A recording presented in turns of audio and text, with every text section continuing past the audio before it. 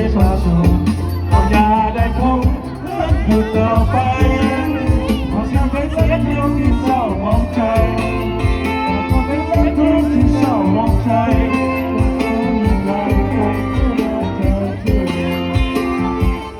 ขอเสียงขอบคุณ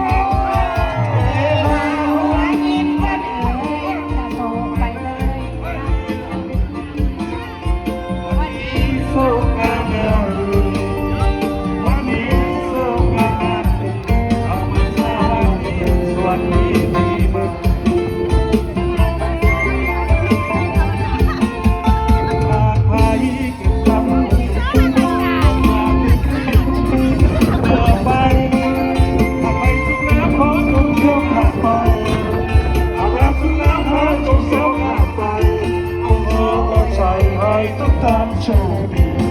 ขอไว้ใส่ให้ทุกท่านโช